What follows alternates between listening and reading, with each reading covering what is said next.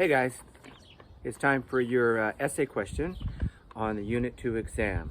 So it is discuss some of the political, economic, and military changes that occurred in Europe after the collapse of communism in the Soviet Union and Eastern Europe.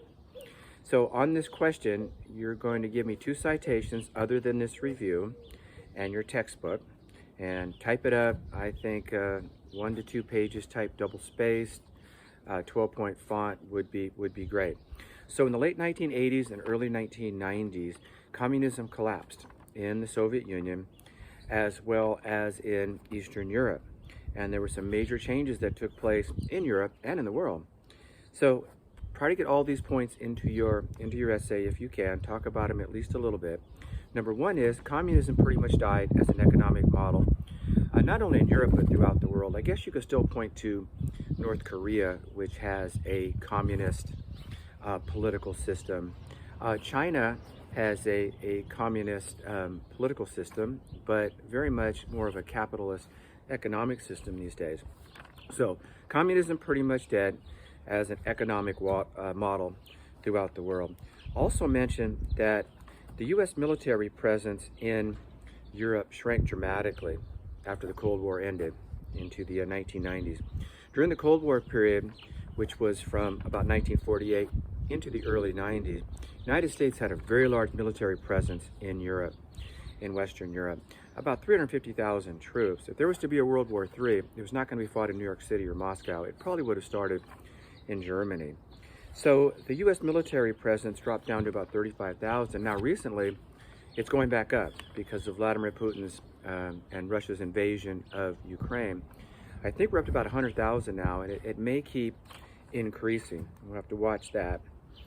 Also, the Russian military shrank dramatically into the 1990s.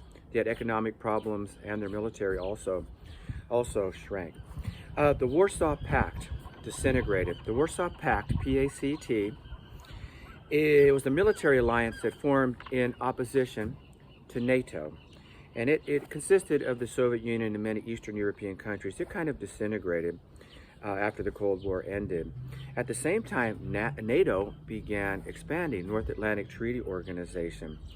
NATO, during the Cold War, had 16 members, mainly European countries along with the United States and Canada. After that, it began to increase dramatically in size, which really has upset Vladimir Putin.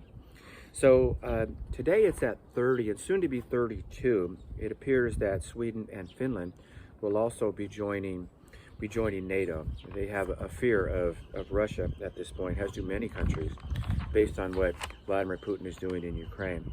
Another major change that occurred after the Cold War is the United States emerged as the lone superpower into the 1990s. It was kind of a bipolar world, where there was the Soviet Union and the United States competed against each other. And as a result of communism collapsing in the Soviet Union, their military shrank, but so did their economy. They suffered pretty harsh economic conditions after the Cold War ended. You may guess, or you may know now, that China has become kind of our major competitor in the world these days. Europe also emerged as a major economic power. The European Union. The European Union now, I believe, has 27 members, and it is a major economic power along with North America, the North America Free Trade Group, and the Asian Pacific Rim. Those are kind of the three areas where there's a lot of economic power in the world today. So talk about all these ideas a little bit.